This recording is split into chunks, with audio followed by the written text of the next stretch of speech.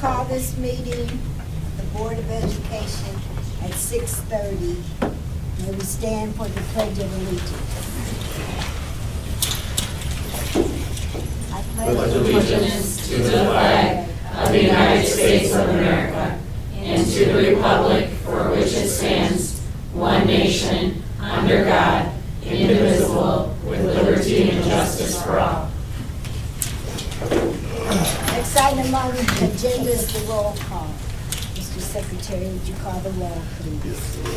Anthony Johnson. Present. Amanda Flesher. Present. Cheryl Flesher. Present. Alicia Early. Present. Daniel Winston. Present. Shirley Tyler. Present. Lori Higgs. Absent. She's absent. Thank you. Next item on the agenda is the approval of the agenda. Are there any corrections? There are no corrections to the agenda. The agenda will be written as written.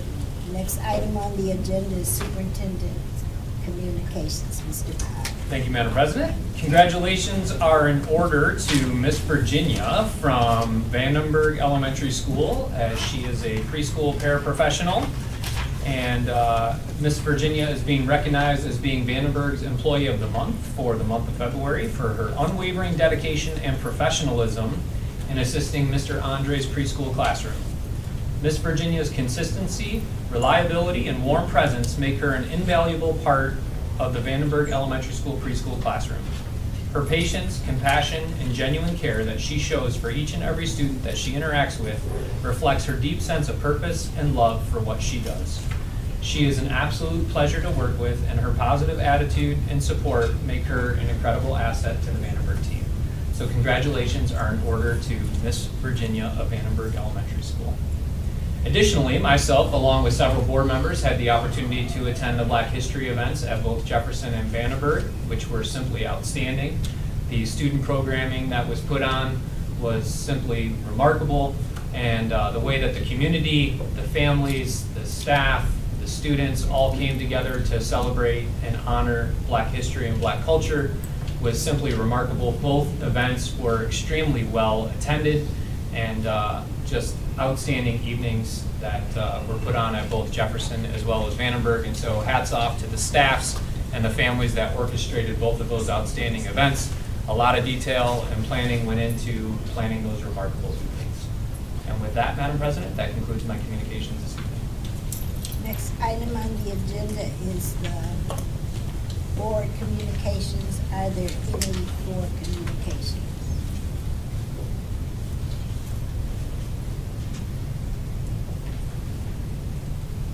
I have two actually.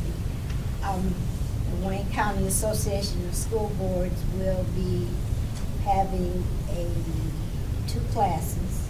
One on March the 15th, which would be CBA 370, and the other one is March the 21st, and it is CBA 350. Next item on the agenda is comments from the audience. Are there any? None. There are none. Thank you. Next item on the agenda is the consent agenda. Mr. Kinsey, do we have something from you? Yes, Madam President, thank you. Thank you. So another exciting time. We have two teachers. One of them is with us tonight. I'll announce the one who's not with us tonight first. We have a new social studies teacher over at Pierce. Her name is Mrs. Haley Cruz Reyes. Haley is a recent graduate from Michigan State University. She has her degree in interdisciplinary studies and social studies. She did her student teaching in Dearborn. She taught 8th grade U.S. history at Hazlitt Middle School, and she also taught 10th grade history and 11th grade government at Edsel Ford High. She also participated in coaching the debate team. Her passions are supporting diverse learners, including students with IEPs and 504s, ESL students, and learners in varied academic areas. Outside of school, Haley enjoys reading, spending time with her pets, exploring new foods, traveling, and bringing conversational Spanish skills in her classroom. So, welcome Haley. Tonight we do have with us our other new teacher joining South Redford. Now this is one that we said that would join South Redford many moons ago when we hired her mom over at Pierce Middle School. Her mom is Miss Carla Graham, but we have here Dr. Alexis Grant. She's going to be our new special education teacher. Well, she'll spend time over at Fisher and also Pierce. She brings with her 19 years of dedicated special education experience. She has an exceptional academic portfolio. So she has a Bachelor's of Arts in Special Education from Xavier. She has a Master's in Instructional Technology from Wayne State.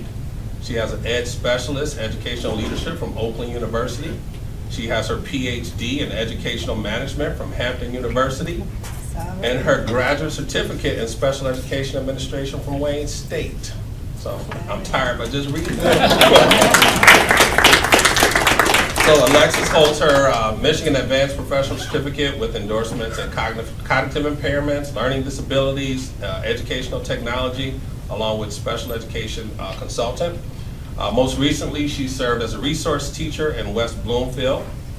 Outside of school, Alexis is deeply invested in her community service with youth leadership and youth mentorship. She is an active member in the Metropolitan Detroit Alliance of Black School Educators and the National Sorority of Phi Delta Kappa and Zeta Phi Beta sorority. Welcome, Alexis. Would you stand, please?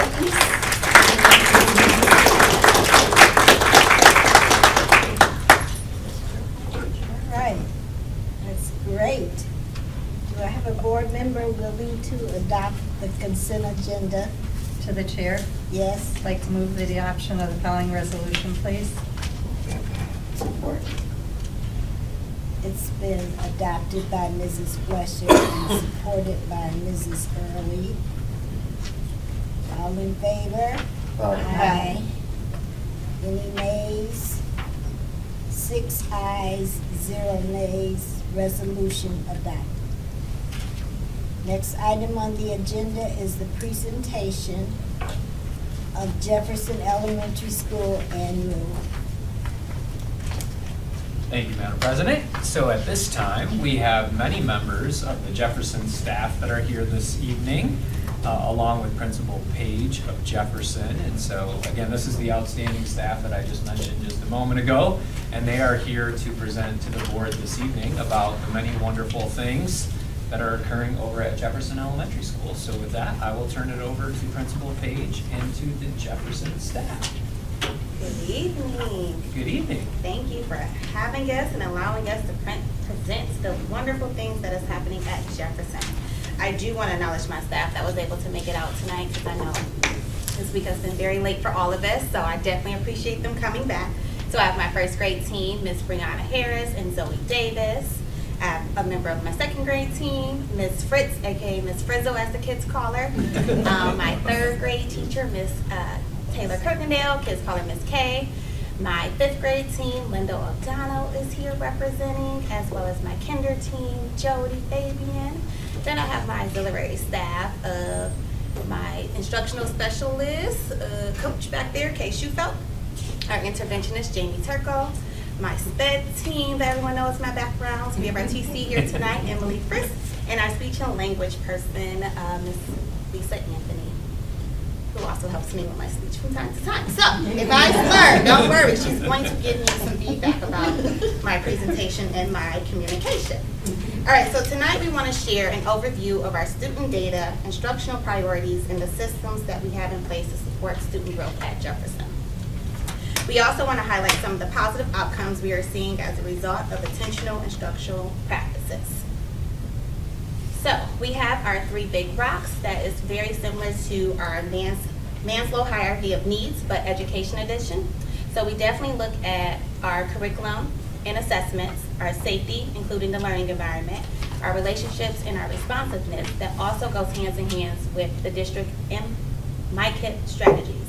And so we know with any students, if they're not really hitting that safe and nurturing environment, learning does not happen. And so that has been one of our key points this year at Jefferson, to make sure that we have that nurturing spot so that education is happening. I think my team can agree on that this year, that we're really hitting that sweet spot.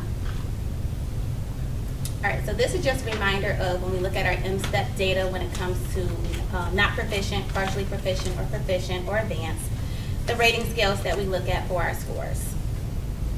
So let's get into some of it. So looking at our M-STEP scores over the last 3 years, last year we did take a decrease in some of our scores, especially for ELA. In third grade, fourth grade, there was a 4% decrease, and in fifth grade, there was, a 9% increase. No, increase as well. Yes. And then when we look at math proficiency, we also see that there was some increases and some decreases. So in our grade 3 and our grade 4, we did have between a 15 and 11% decrease, but in fifth grade, we did take a 14% gain. And then when we look at our social studies and our science, this is a huge achievement for us because this was a lot of intentional work, a lot of planning. So for science, we did increase in our science by 7%, and in our social studies, we took that 0% proficiency to a 23% proficiency, and that is a huge success for us. So when we look at our social studies and how we took that, we are looking at the intentional work that took place. One second while I grab those notes. This is teaching it happen. Sometimes you don't have all their parts together.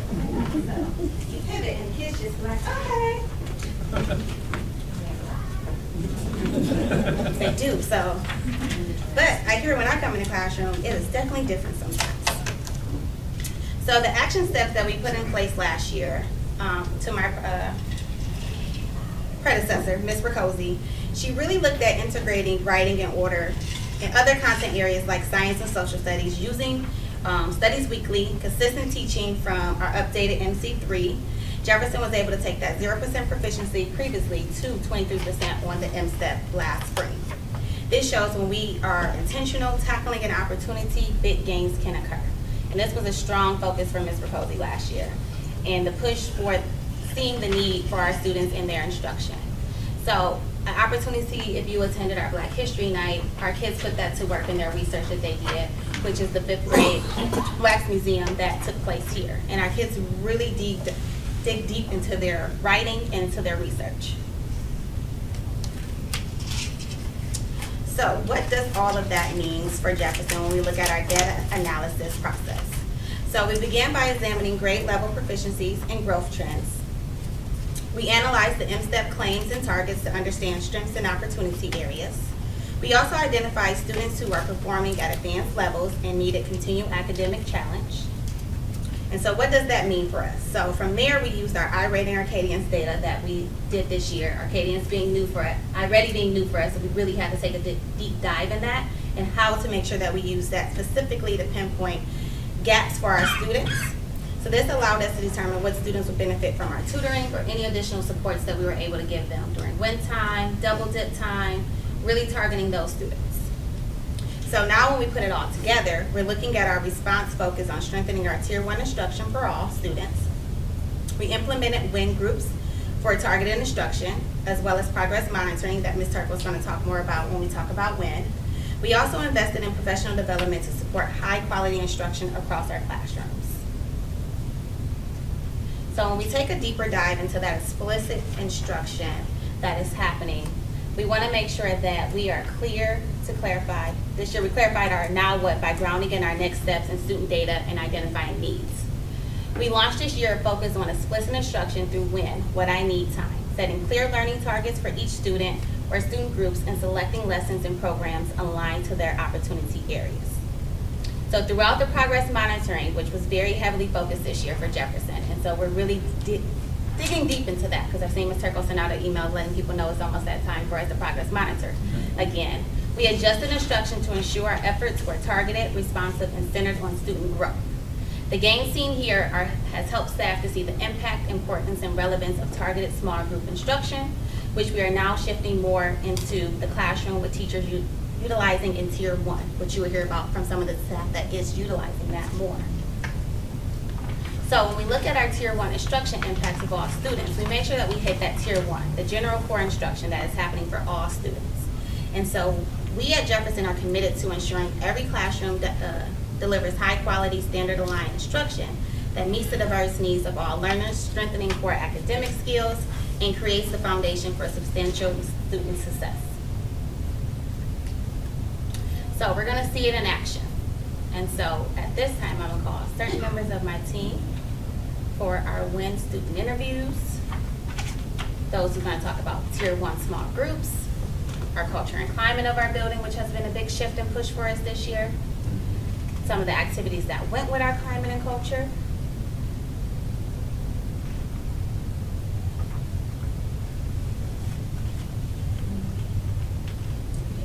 I want to say, Chris, is that right? Okay. So for WIN, Ms. Turkle is going to come up and talk about our WIN, what I need, the data that you see here, and how we tie it all in together. Sounds good. Thank you so much, Ms. Tate. You're welcome. So to start off, I just want to say that WIN, as we've heard before, stands for what I need. This is when we are getting every single student the instruction that they need at their level. So this may be students who are struggling with some concepts, going and bridging those gaps, or some of those students that are at or above grade level, giving them that a little additional push. So as you can see here, I had some different examples of what some of those hands-on WIN time activities look like, because these are examples of reading groups.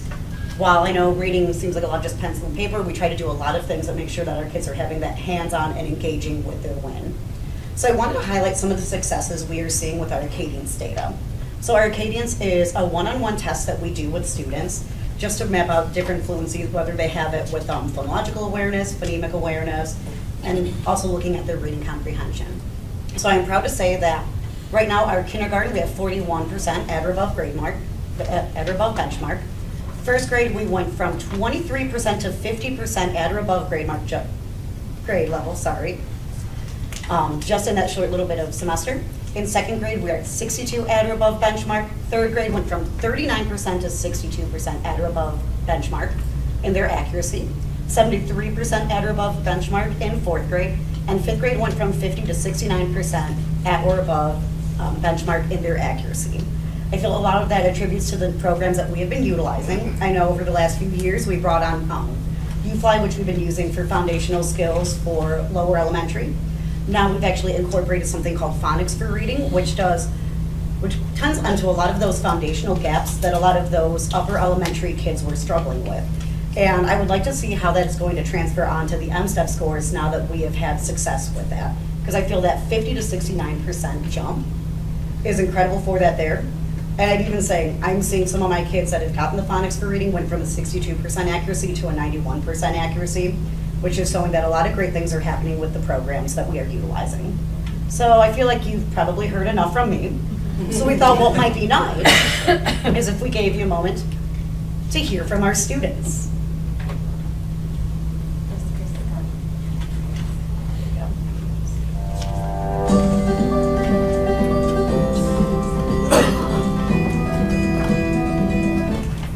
Oh, what do you usually do during WIN?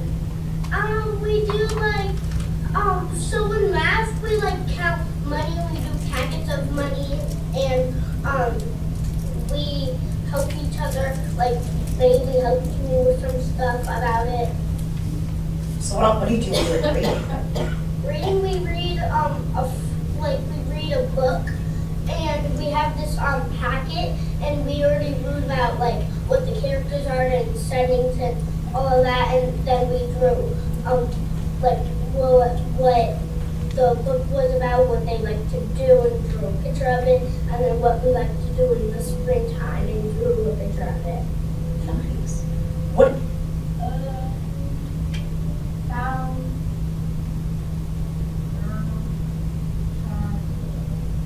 I didn't know both. I thought both sounded good, but we sounded I have a packet. It's like a little package that we get every week, and it has little word problems that we have to solve. Math, What is your favorite part of WIN? hot timing. And can you tell them what hot timing is? Hot timing is 15. We have to say 15 words and no. Math, what about?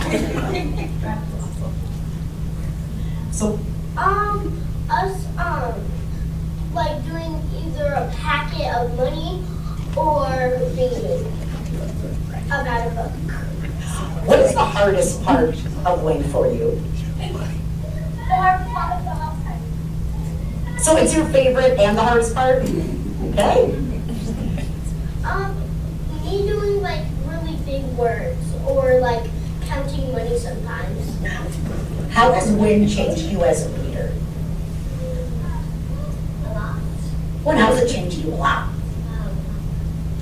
By getting better at the 10-second challenge and reading faster. Like getting attention, reading more on a board. Or yeah.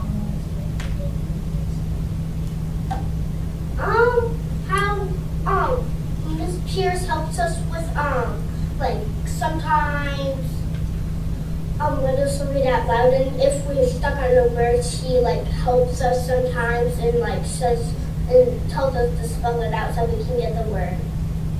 How I know we're changing as a leader because before I had WIN I was struggling on my reading and then once once I had WIN now I know how to read. So how do you feel about going to your WIN time with me? Good. Why do you feel good? Are you just saying that? I did not think to say that. It's really fun too. I feel like it's fun. Okay. Okay. So what do you like about it? Being around people. So as you can see, we not only have like the buy-in with our staff and all the hard work they're putting into our WIN, our students are doing that as well. They're into it, they love going to it, and as you can tell, they are able to look and see what their strengths and weaknesses are in there as well, and their, I wouldn't say weaknesses, but opportunities for improvement. Thank you.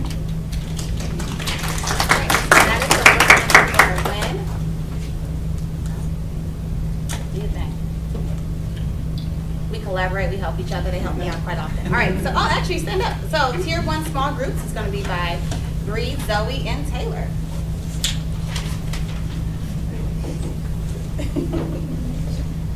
Hello, so we're going to start off with first grade talking about small groups in our classroom. So at Jefferson Elementary, small group instruction plays a powerful role in helping our students succeed. During our Cleo and Theo time with our Success for All program, we are able to intentionally implement small group instruction that meets students where they are and the supports their individual needs.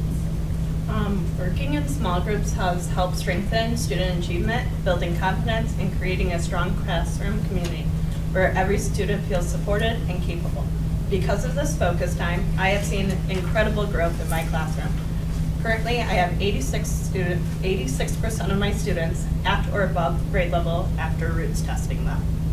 So this growth shows that when we invest time in our small group instruction, we are not only improving academic success, but also helping our students build the confidence and skills they need to continue to grow as learners.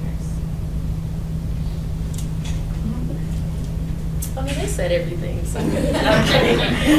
So third grade, we as well do our small groups, but we do ours in math. So we use our iReady data to help us identify the student's strengths and areas that they may need additional support.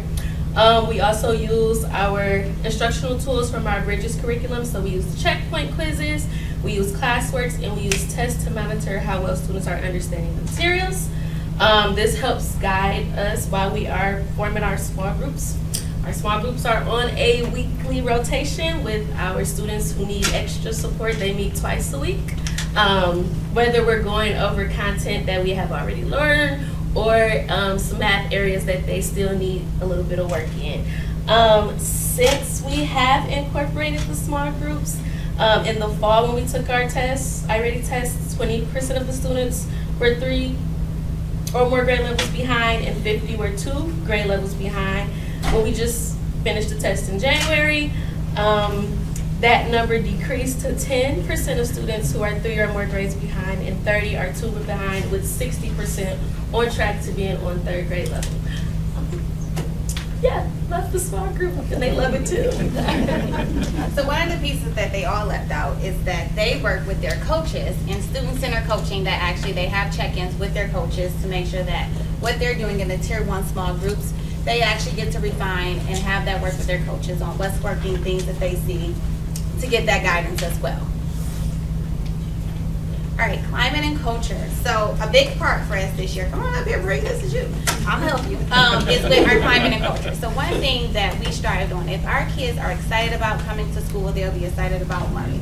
So that was a big push for us this year, is making sure that we had things that captured our students' attention, as well as got their buy-in on why they come to school, because kids don't have a choice to come to school, they have to come. So if they have to come, why not make it fun and learning that they don't know that's happening in a good way. And it's also curbed a lot of our behaviors this year of having these multiple opportunities to do that. Anything that I missed? Oh yes, look at you.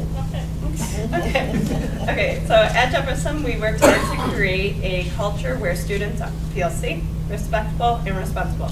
BBIS has helped us celebrate positive behavior by giving students something to strive for each month. Recent events that we've had has been a cookie dance party and an Eagles feast, and this was a big hit. We also have a bowling trip coming up. I'm proud to say in December and January, 88% of our students earned these rewards and were able to participate, exceeding our Q2 goal of 75%. We also have fundraisers. Our upcoming one is Pieing a Teacher to help celebrate and be able to do these events. Thanks to everyone, all our staff, to help Jefferson place every student where they can shine. So we definitely have teacher buy-in, because we have convinced the teachers to let them kids pie them in the face. So that will be a good hit if anybody want to come through on Friday at 3 o'clock. What's been your favorite event at Jefferson?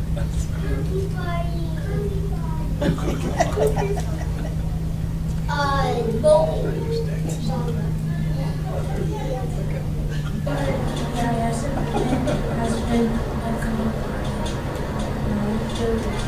TBIS event is Valentine's necklace party.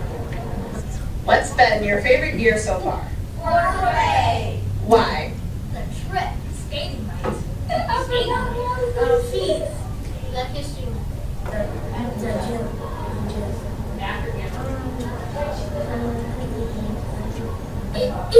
Eagle tickets. What have you liked? The feast. And why? Because it had chicken, cupcakes, and juice, and pie, friends, and hi.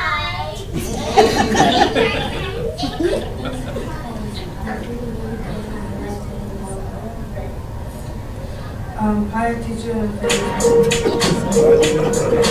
So those are some of the wonderful events that we have happening at Jefferson. We've had a lot of family engagement nights, with our skate night has been a big hit for parents coming out to have their kids come out. Mr. Winston has came out with his kids. He won't get on skates though, but he's come out and everything. And then some of the things that we have done. So one of the incentives for our fun run was Principal of the Day.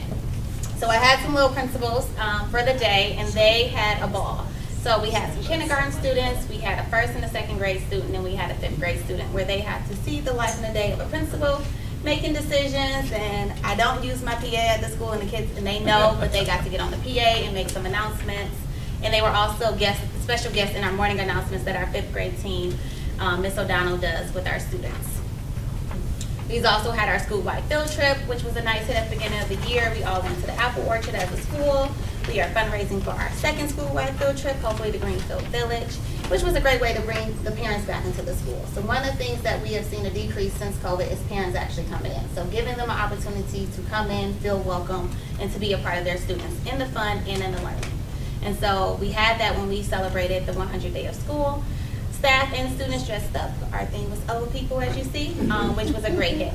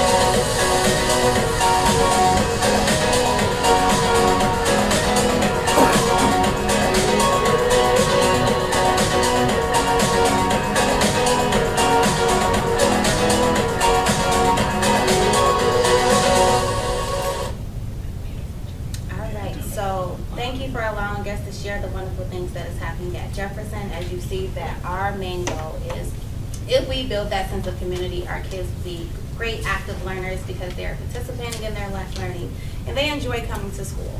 So another shout out to my team, because we have had really good attendance on our half days because they have been very creative with their ideas to get students here. Because once you get the students excited about coming to school, you have no choice, because you're gonna beg your parents to say, we got a glow party happen this day, or we got the fun run. So it has been a great start to the year. And I am excited to see what we do moving forward, especially looking at our test scores, since we have a sense of joy in our learning right now. Any questions?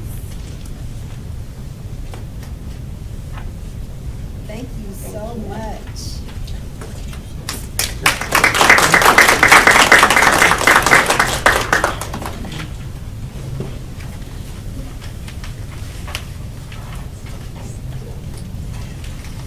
Now we'll take a break for about 10 minutes. I'm sorry, wait. You guys have beautiful blue bags in front of you that Miss Fabian's gonna stand up and tell you about those beautiful blue bags. And so they are personalized. She's gonna tell you they are. Okay. If you, I'll pass these out. I hope you can make it to our reading night. But I want the biggest thing to highlight in the bag, if you pull out your tissue inside, we have a student designed t-shirt for every one of you that you will get when they come in. So 67 students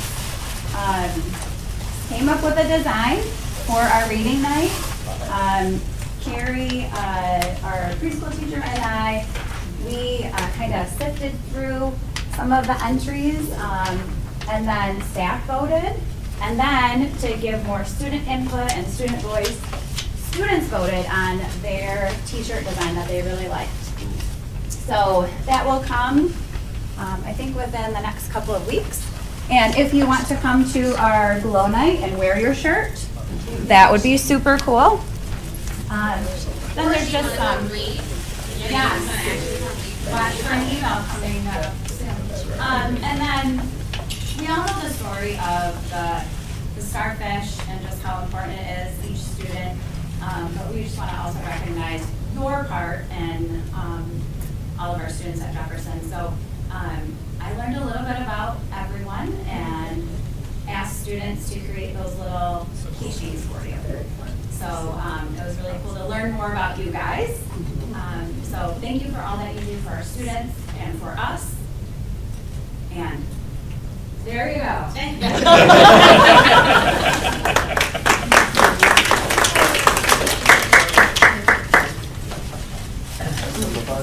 Yes. 7:05.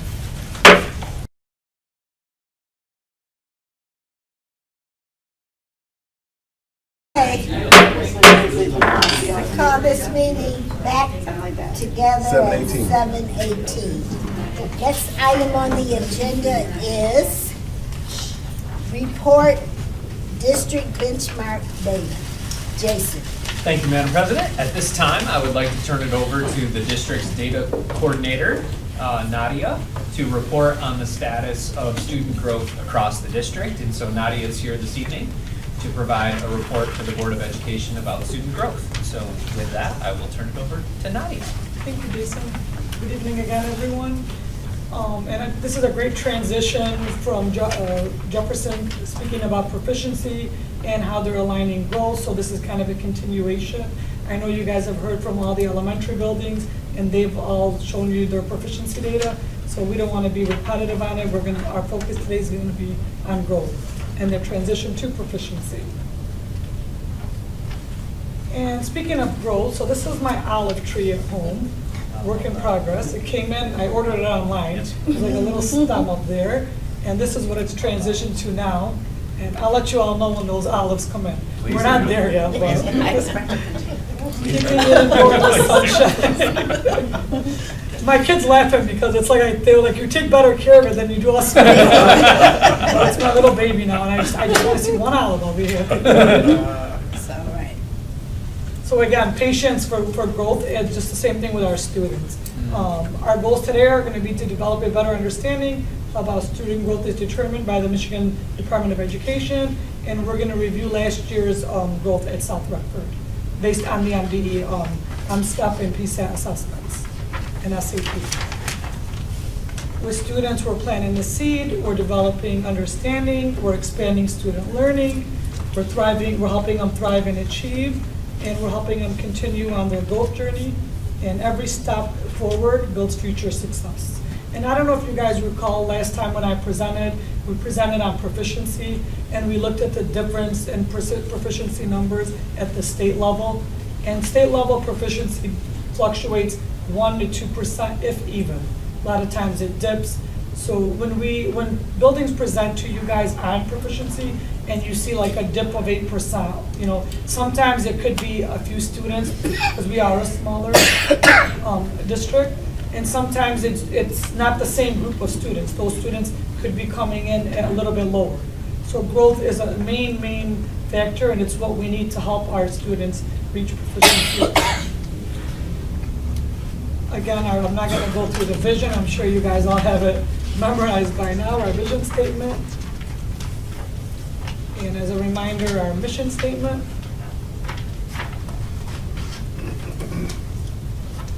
And again, Ms. Page just went over our big 3 rocks and the MyKIP strategies.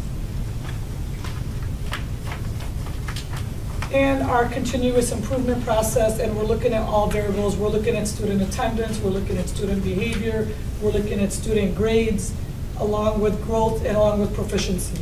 So we're looking at everything that's involved with our students to help them achieve and grow. So looking at our student growth percentiles, where the state is looking at how students are growing. Basically, an easy way to look at it is, so student growth percentiles are determined by how much a student has learned compared to a group of academic peers who had a comparable score on the previous test, two or more previous tests in a subject. And the 3 categories for student growth by MDE, the Michigan Department of Education, are labeled if they're above average in growth, they're in the 70th to 99th percentile. If they're showing average growth, they're in the 30th to 69th percentile. And if they're below average growth, they're in the 1 to 1st to 29th percentile. And basically what that means is if there's 100 students in a race and a student came in the 60th percentile, they were ahead of 60 of those students. It's not 60%. They're ahead of those students. And so when we're looking at, these are considered nationwide norms. One thing that's not taken into consideration with these growth is, by the Michigan Department of Education, is the variables that are into play. Special ed, are the English learners, are the economically disadvantaged? So just keep that in mind. So we're comparing apples to apples with our students. Student growth helps all stakeholders determine if a student's learning is above, near, or below, again, the average of their comparison group. It's not how high or low a student's score is, but rather how much the student had learned since their prior test, which is very important in them reaching proficiency. And if you want to learn more about student growth percentiles, I have the page linked at the top of the presentation. So this is our ELA student growth, and this is for grades 4, 5, 6, 7, 8, and 11. And you can see that our average growth is 26% of our students are above average growth, 45% have shown average growth, and 30% are below average growth. And this is a breakdown by building. And you can see right here, the percentage, same thing by building, percentage of above growth, average growth, and below growth. And then the numbers of students assessed based on state, the ISD, and our district, and then by school. And then this is the same thing for math. 26% of our students are above average growth, 44% are showing average growth, and then 30% are below average growth. And same thing, the breakdown by state, ISD, district, and school for math. And I wasn't gonna make you sit and have to dig through all that, so I put it on here so that you could see. So 45% of our students in ELA are above average growth for our district. The county is at 40% and the state is at 40. So we're actually above the county and the state for our students showing average growth, and the same thing for math. We're at 44, county's at 40, and the state is at 40. And again, I want you to keep in mind while you're looking at those numbers, although you see we're at 45 or 44, considering our student population, to me, those numbers are higher. Because when we're comparing our students to students that are in Northville or Canton or Plymouth, some of them don't have the variables that we have, and the percentages are pretty much the same. And this is again for growth, not proficiency. Any questions about this?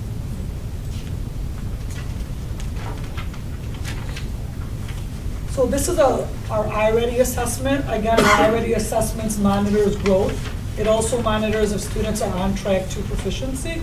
And you can see in the fall, we had 47% of our students at risk in ELA at tier 3, 35% at tier 2, and 18 at tier 1. This winter in January, they took the iReady growth assessment again, and now we've dipped, we've grown 36% only at risk. Those students have moved into the yellow, and our green tier 1 have moved up 10%. And that's what we want to see, is that continued growth. Because the bigger the green gets, the higher our proficiency is going to get. And then the same thing for math. We were at 48% risk, now we're at 37. And tier 1 was at 8, and now we're at 17. And we expect these numbers to continue to grow from now till the end of the year. And as Ms. Page mentioned earlier, they do a lot of their intervention broken down by domains, whether it's math or ELA. And my apologies, I just realized I have these two flipped. This is math and then this is ELA, obviously. So we look at the breakdown of students that are in each tier. These are our winner breakdowns.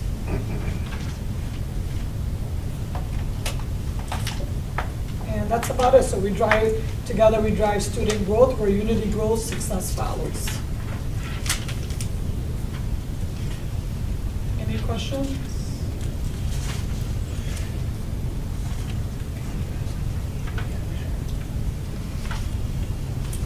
All right, thank you. Thank you.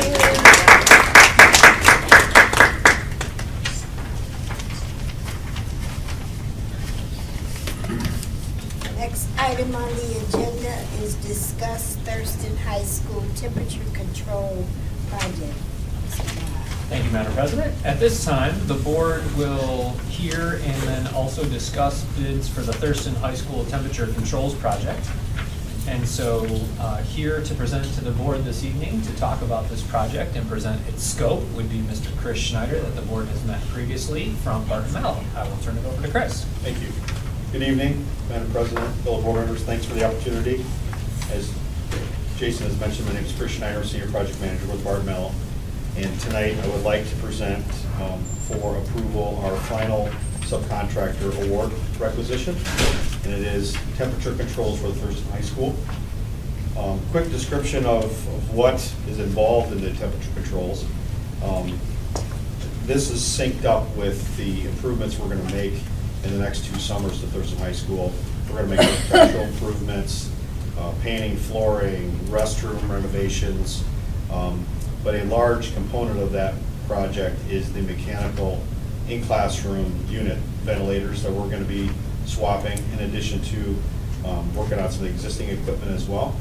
The temperature controls package is we'll call the smarts of the system. And what it will allow the district to do is to look at in real time the environmental conditions of each space, the building, classrooms, and allow them, if there are issues being experienced, to be able to triage them quickly. And that's done through a graphics program. I'm not going to get into all the fun details of what that looks like. Bores me sometimes. But again, it allows, again, we're making improvements to the overall system It allows the districts to get hand on the issues in an expeditious manner. With that, Chris, am I working, do I have my leveling sheet up or no? No. No, okay, all right. But the board does have it. in its Okay, packet, perfect, Chris. all right. The controls bid package leveling sheet, which you have in front of you, our award rec is two parts. There's a summary letter, and the second page is what we call bid leveling sheet. It illustrates the 4 bidders that presented quotes to us in the district for the scope of work.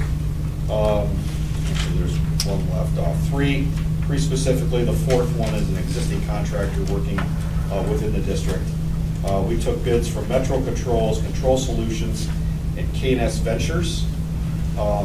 Metro Controls is the low bid at $528,366. The others follow. K&S, we did not have a detailed conversation with them, but we believe that anomaly is they're either too busy, they have a subcontractor pool that would increase their overhead profit and drives their number up, whereas Metro Control Solutions have in-house technicians, and they have, I believe, a better pulse on the market with material as well. So with that, let me go back to my notes, apologize. Our recommendation is for the board to approve Metro Controls, Metro, formal name, excuse me a second. Got Metro Controls Incorporated. We put them through, and for reasons of the team, including the district, architectural partners, we did a bid leveling or scope review meeting with both Metro and Control Solutions. Real deep dive into their bid, what their bid's about, but it also really gave them an opportunity to present to us how that smarts will work for the district and how the district can take advantage of it.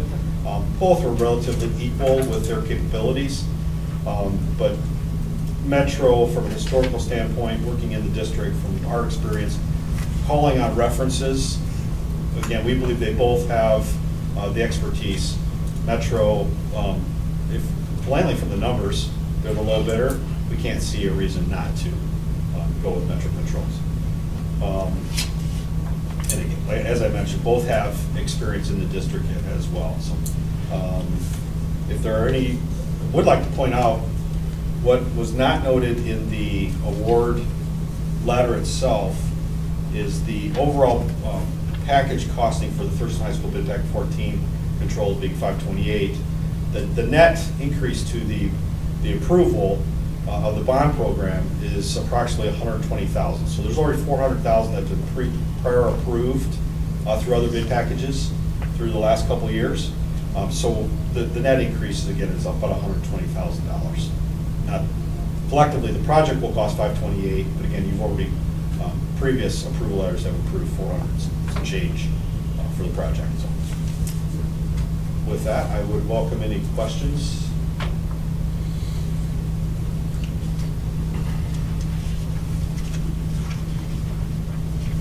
Again, this is our final formal opportunity to stand in front of you with a request for approval from a subcontractor base, and what TMP and PBA have put together on paper.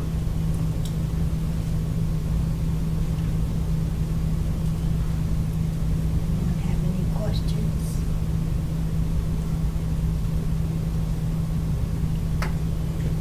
Thank you.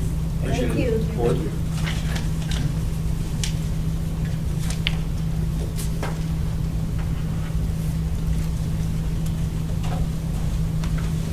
Next item on the agenda is discuss Jefferson Vandenberg boiler replacement project. Thank you, Madam President. At this time, to speak with the board and present to the board the potential scope of work for the Jefferson and Vandenberg boilers is our partner from McColl Planners, Ms. Michelle Kearns, and so I will turn it over to Michelle. Thank you, Jason. If you recall, about a year ago, I was before the board to award the project to replace the boiler plant at Thurston High School.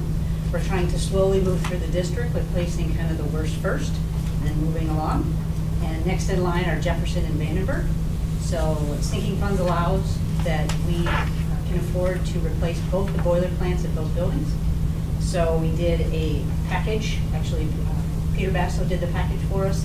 That design package was actually already included in the bond, so there wasn't any additional cost to us. But we didn't have any bond funds to do it, so we are paying for it out of sinking fund.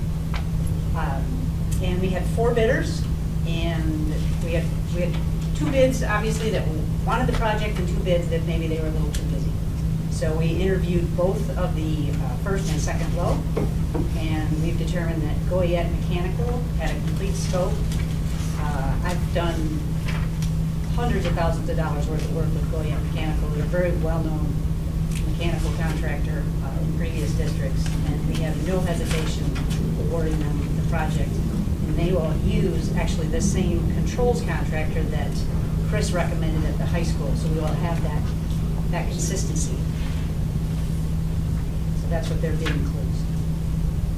So I would like to recommend that Goyette Mechanical be awarded the contract for $627,143.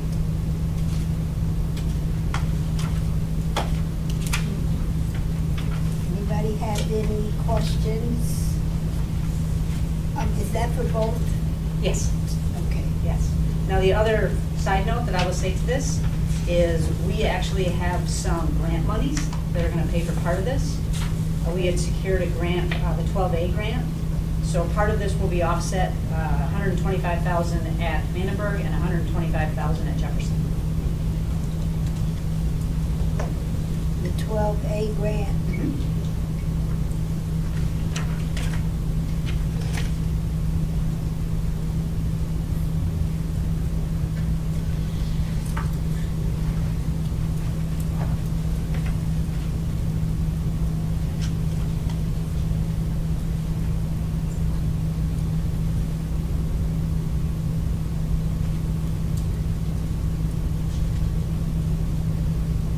Any other questions? So, anybody? Oh, so that would be $377,143 with the grant? And we did ask for a contingency, just if anything comes up, 10%. 10%, okay. Yeah, I saw that, okay. Any other questions? Thank you. Next item on the agenda is discuss food service contract extension. Mr. Bob. Thank you, Madam President. On May 22nd, 2023, the school board approved the food services contract between the South Redford School District and Chartwell School Dining Services. In order for the current contract to remain in effect, it is required by the Michigan Department of Education that the board formally approve an extension to the original contract. Each 5-year period, the Michigan Department of Education requires that local school districts advertise for bids. Since we advertised for bids in 2023, it is not necessary to advertise for bids this year. Chartwells has provided food service management to the expectations as outlined in the contract. The contract approved by the Board of Education was for 1 year with up to 4 one-year renewals. Based upon Chartwell's overall performance during the school year, it would be the recommendation of the cabinet that this contract be extended to include the 26-27 school year. The food service management contract with Chartwell's has been approved by the Michigan Department of Education. And Madam President and members of the Board of Education, we also have representatives here this evening from Chartwell's Dining Services. Should the board have any questions? Are there any questions? And it's just to discuss this evening, Madam President. Are there any questions?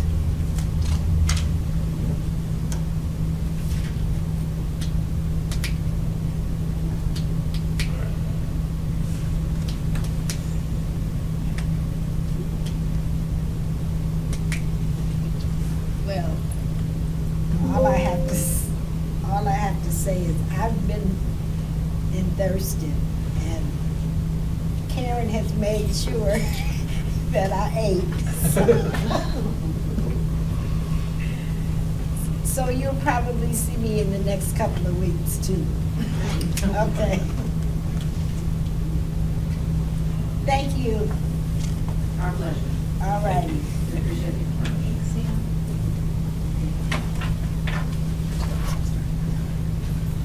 item on the agenda is consider Thurston High School furniture project. Mr. Bond. Thank you, Madam President. At the board meeting on February 23rd, 2026, the board discussed the Thurston High School Furniture Project Part 2.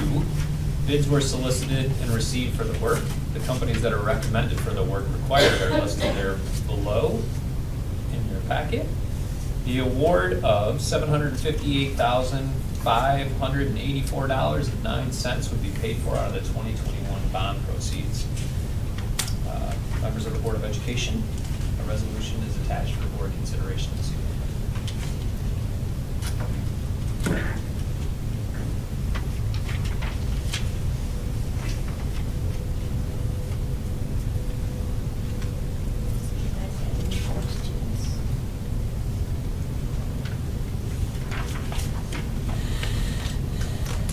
Do I have a board member willing to adopt the resolution? To the chair. Yes. I'd like to move the adoption of the following resolution, please. Do I have a support? Support. It's been moved by Mrs. Flusher and supported by Mr. Winston. All in favor? Aye. Any nays? 6 ayes, 7 nays. Resolution adopted. Next item on the agenda, consider amendment to general appropriations for the 2025-2026 school year. Mr. Brown. Thank you, Madam President. At this time, to present to the board for conversation as well as its consideration is a presentation from our finance director, Ms. Nikki Ford. And so here to present this evening is our finance director. The board has a copy of the presentation there in front of you as along with your other presentations this evening. And so with that, we will turn it over to our finance director, Nikki. Good evening, everybody. In front of you is the February budget amendment. So let's get started here for the 25-26 fiscal year, school year. So I just wanted to start out that we have this amendment due to, we had yet another year of uncertainties with the state budget. We want to make note that the state did not even finalize the budget until October 3rd, which is so very unusual. We always talk about how we have to come to the board with a budget in June when they're supposed to present us with theirs in July. And again, we carried on until October 3rd before we knew what the state had in mind for us. Despite that, South Redford negotiated and extended increases to all its staff. So we still did that, not knowing exactly where those uncertainties were gonna come. So I'll start with the revenue. Here we're seeing an increase of revenue of $2.6 million. We are seeing that increase. Mainly we're seeing, obviously, that people are still paying their property taxes, which is good. The summer discovery is in there.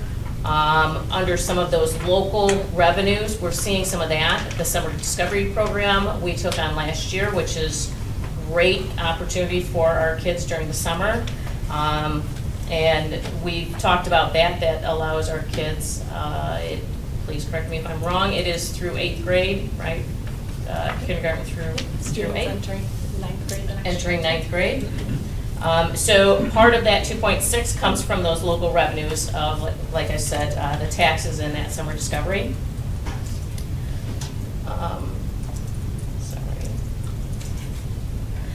We have also those state increases. Obviously, the increase in student enrollment helped us out. We did have a great increase. While we're seeing a lot of districts seeing that decrease in student enrollment, we did see that increase. The foundation allowance also increased with that year that we had there with no increase in that foundation allowance. We did see that increase to $10,050 per student. We did also see some increases in the 31A as well as Our GSRP program has excelled, and we have been able to fill those classrooms, which we see some of that offset with those children coming in and that increased revenue from that program. We can move on to like your federal revenue increases, where we thought that we weren't going to be getting federal funds as well. We're still seeing those federal funds coming through. So we still are seeing some increases from those. In our county and other revenue, we did see that decrease, but we also saw some of those grants that were eliminated due to the categoricals at the state level that were eliminated. Our expenditures, there is a net increase of 727. We are seeing that while we're seeing some increases in our expenses, we are also seeing some decreases due to stuff as we have some staff turnover where staff has left, or the early retirement incentives that we have not replaced those individuals. So we are seeing that decrease in instruction.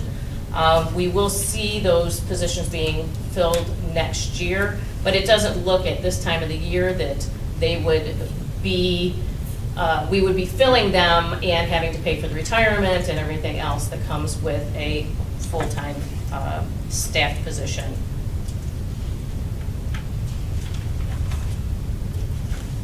Other areas where we did decrease is pupil services as well as pupil transportation. Again, those are, you're talking a lot of your special education, your programs that are being offset and funded by grant programs involved with special education. So in the end, what we're seeing is, we are seeing, I want to make sure that I explain this. Where we're looking here is our audited financials here. So this was our ending fund balance. At the bottom is the 5.4. That's being carried over to the budget amendment. So when we're looking at this, the original budget did not include that audited fund balance. So you'll see this 5.4 moves over to the beginning balance for the amendment on your sheet. So when you look at this, we are looking at a 9.98%. Again, we want to make note that even though we had a foundation allowance increase, a lot of the categoricals were eliminated. So to be able to come through with still a 2.6 increase in our revenue, we were able to do that by things such as the increase in our students, as well as we are seeking out other grants and looking for other funding wherever possible.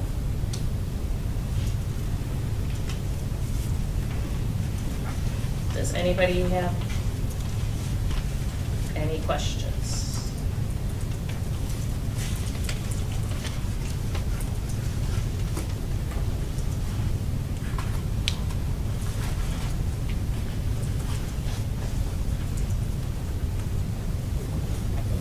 It's awfully quiet.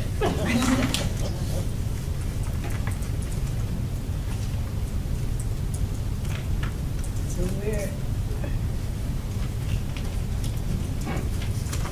we're almost at 10%. Yes.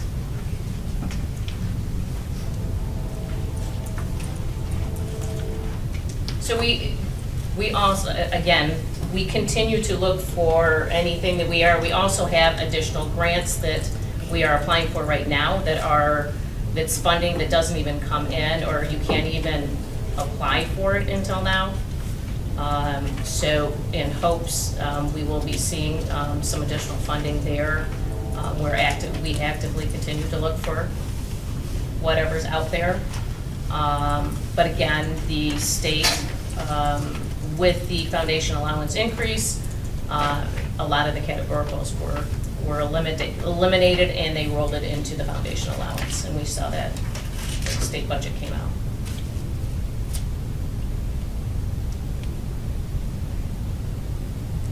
So overall, we're on the up. We are We are creeping up. Yes.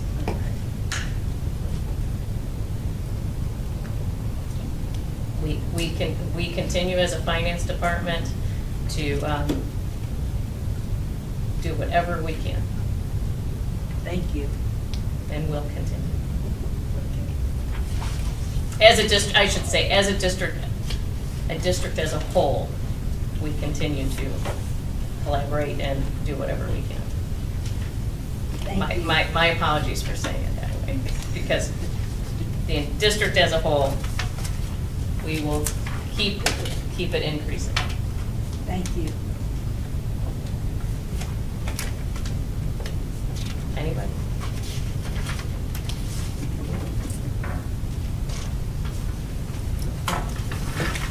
Thank you. All right, thank you.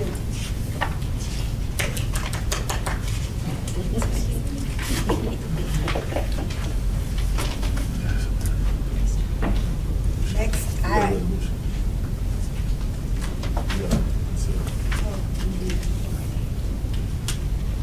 All righty. Do I have a board member willing to adopt the resolution? To the chair, Yes. I'd like to move the adoption of the following resolution, please. Support. It's been adopted by Mrs. Flusher and supported by Mr. Danny. Yes. Yes. All in favor? Aye. Any nays? 6 ayes, 0 nays, resolution adopted.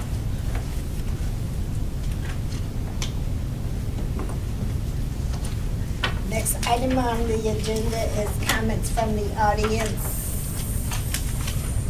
We have none. There are none. Next item on the agenda is Plus Delta Plan for Improvement. Mrs. Davis. Good evening, everyone. Madam President, what processes help the board's work this evening? Pluses. To the chair. Yes.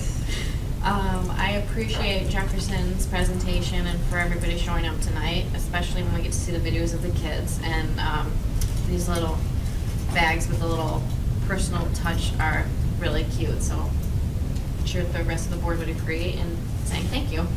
Yes.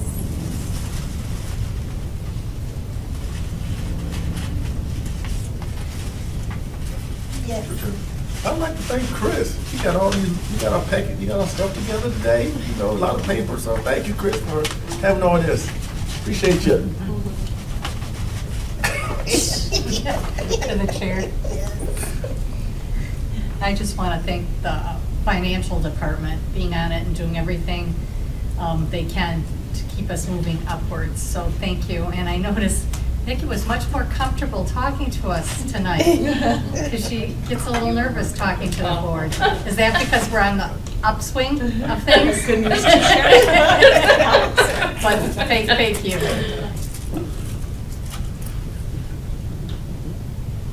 I just want to say, anybody else have anything to say?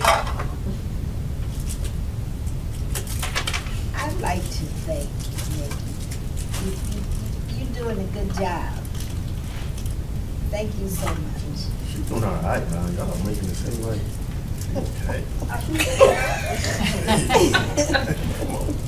And Miss Page, you're doing a great job. Just keep it up, okay?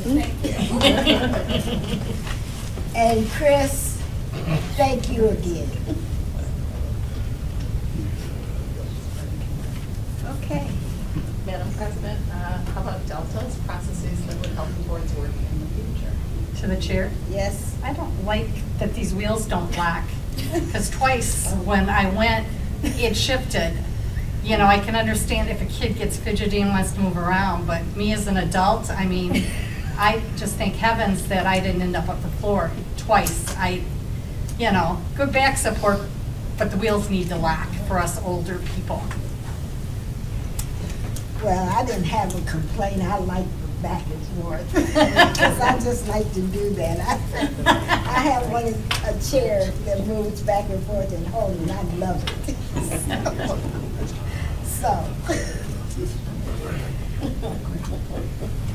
To Chair, Yes, I don't have a delta, but I do have kind of a request. Could we maybe get an update on the, like a couple years ago, you gave us like a colored graph of like where the status was of the bond projects and where we were at funding wise? Could we get one of those again? Thank you.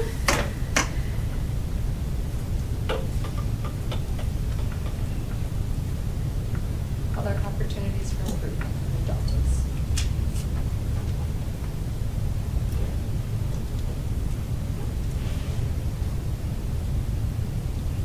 Madam President, I believe that's all. well, if there's nothing further that comes before this board, I adjourn this meeting at 7:55.